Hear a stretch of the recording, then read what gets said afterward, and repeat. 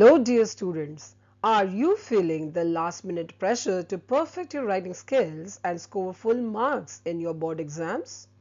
Don't worry, I am here to guide you. In this video, I will break down notice and invitation writing into simple, easy to follow steps, ensuring you ace this section effortlessly. So stay with me till the end for power-packed tips that can make all the difference.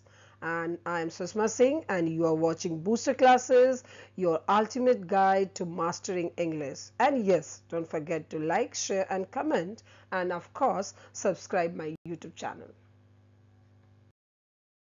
First and foremost, let me give you some crucial tips to ace any writing skills. First one is to give attention to detail, and this can be done very easily by reading carefully, understanding the question and including all key details. Next, you need to take care of the organizational skills, that is, you have to plan all your points and arrange them logically because coherence is the key. Formal writing cannot be without formal tone and proper formatting and structure it well. Brevity is the game changer, so keep it short, simple and straight to the point. Master these and you are already halfway to full marks. In order to write a perfect notice, first and foremost, you have to ensure that the format is correct. So this you can do by starting with the name of the issuing authority and the city. Write the word notice in bold and capital letters. Mention the date, add a title that clearly conveys the purpose.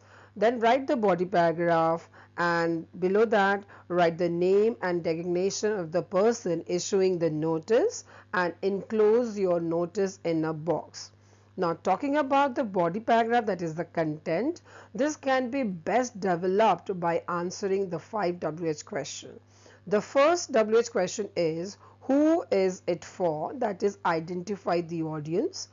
Next is what is it about, you need to talk about the event or the activity. Third WH question will be when will it happen, that is mention very clearly the date and time. Where it will take place, you have to talk about the venue and whom to contact for more details. Bonus tip is that add all other important details like registration fee, agenda, rewards if any required, because you need to incorporate every details that are there in the question paper. Now essential tips for writing the notice is it should be written in third person, so avoid for I and you. Follow the format strictly. Be clear, concise and formal. Keep the language simple and very formal tone to be used. Maintain logical flow because I have already told you coherence matters. Using given inputs from the question, add necessary details if needed and stick to the word limit, that is 50 words. Let me now show you how easily you can draft a perfect notice using all the crucial tips which we have discussed in the beginning using this sample question. So the first step was to read the question carefully so that you can extract the given details. In this case, the notice is about a tree plantation drive, including the venue, date, purpose, which is volunteers are required, and the designation of the issuing authority is also already given. So the key details are highlighted in green for your better understanding. The next step is to add relevant information. Some details you can find in this notice, in this question, that they are missing and need to be invented, such as the name of the school. If it is not given, you can write, you can invent, that is ABC High School. City name, you can write any city name. Then the targeted audience is not mentioned over here. Even timing is not there, so you have to invent all these details. These necessary additions are highlighted in yellow to help you understand what needs to be included. Then you have to arrange all the information in a very logical and coherent manner, because coherence is the key I have already mentioned. Now finally you have to stick to the word limit. So, and for this you have to use simple, clear and precise language. The refined word is also highlighted for easy reference. So follow these steps and you will surely draft a perfect notice anytime. In the next two slides, you will find more sample questions to help you understand notice writing even better.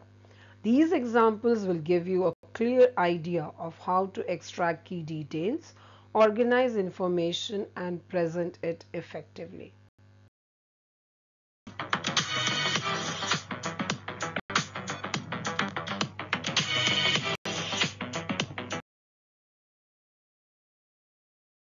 Here are some key phrases to help you write a perfect notice.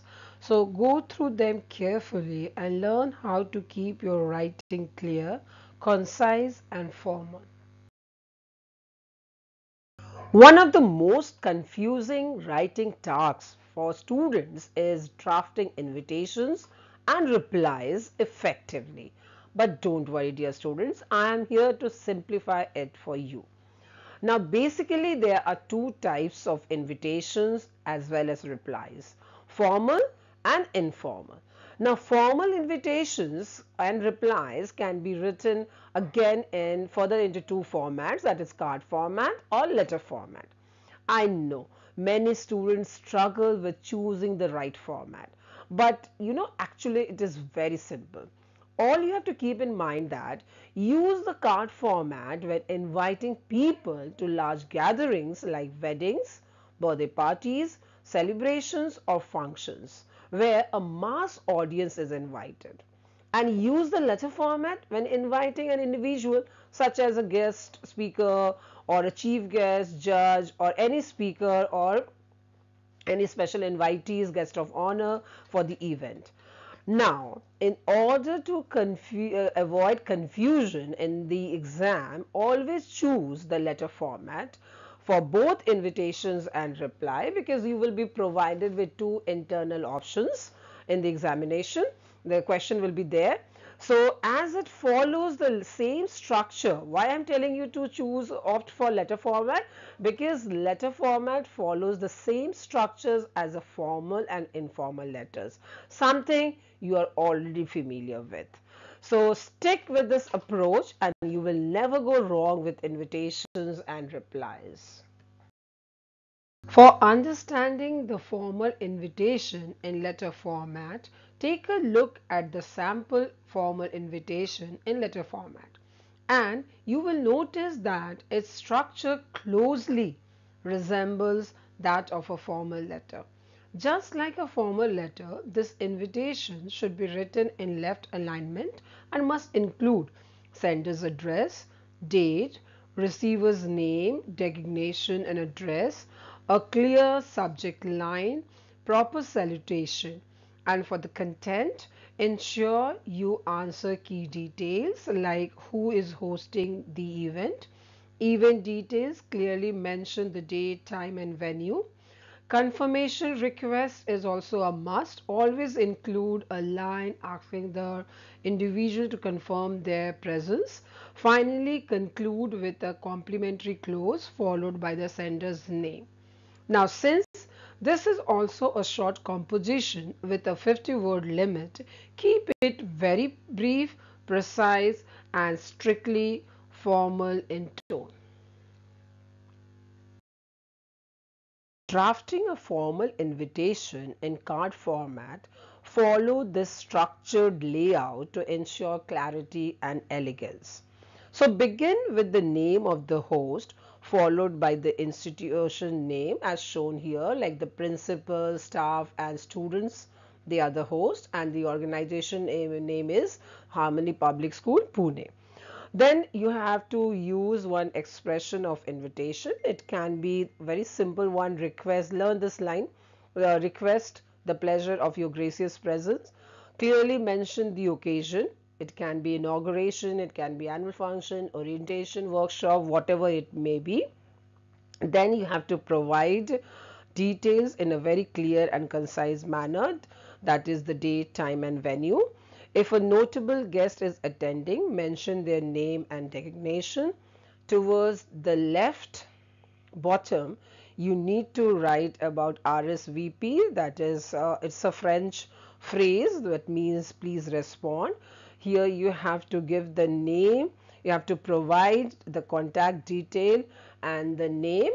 That means it is one of the hosts, you can say one of the hosts name, and if it is not there you have to invent. Then finally, extreme bottom, you have to include one special instructions like kindly be seated by this PM, or this card permits or admits 2 persons only. It can be anything.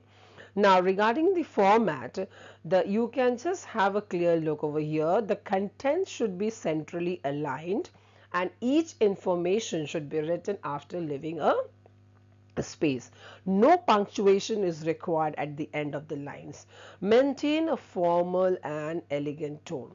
So by following these simple yet essential guidelines, you can definitely draft a very formal and appealing invitation. Here is another sample invitation in card format to enhance your understanding. A well-structured and polite response to any invitation can be drafted by following simple guidelines. Now, just like invitations, replies to invitations can also be in card format or letter format and may express either acceptance or regret. Now, the format is just like a formal letter format. So, the body, all you have to keep in mind is that body paragraph, you have to start by expressing gratitude for the invitation, mention the occasion, date, time, and venue. And if these details are not provided in the question, all you have to do is invent them. Now, clearly state whether you will be attending. If accepting the invitation, confirm your presence. And in case of declining, provide a genuine reason for your inability to attend. Also, in case of declining, always convey your good wishes for the event. Now, regarding the format, once again, it's look like the structure will be just like a formal letter, but you have to be, as it is a short composition, you have to be very precise and to the point, because the word limit again will be 50 words only. And always remember that any form of letters, be it formal or informal, must have at least 2 paragraphs. Letters can never be a single block of text. Now, letters can also never be enclosed in a box. It is only for the card format. So, by following these guidelines and look at the sample which is provided here, and I'm sure that you can definitely draft a very flawless this one reply for invitation.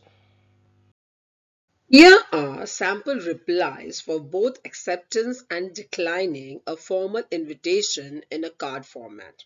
Unlike letters, card format replies must be written in a single block of text without paragraphs. Talking about the key features, the content remains the same as in letter format but follows a more compact structure. The reply should be written in third person and present tense. Make use of present tense. Word limit remains the same, that is 50 words. The reply must be enclosed in a card, just like a card form invitation also. The sentence address is optional over here. You may include it or start directly with the date.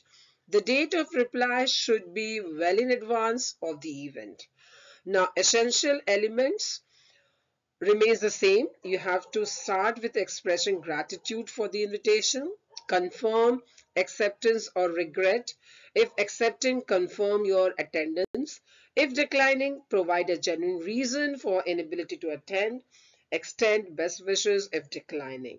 So by following these guidelines, you can draft a formal and polished reply in card format. Informal invitations follow the format of a personal letter. Just like an informal letter, they begin with sender's address, that is top left, date followed by date, then salutation, that is you have to just a friendly greeting to the person who you are inviting. Then tone, regarding the tone, the style is relaxed and conversational tone. You have to maintain a very informal tone. Clearly mention who is hosting the program and who is invited, include the date, time, venue of the event, state the reason for the celebration, and add a personal touch. Now refer to the sample provide for a better understanding of how to draft an effective informal invitation.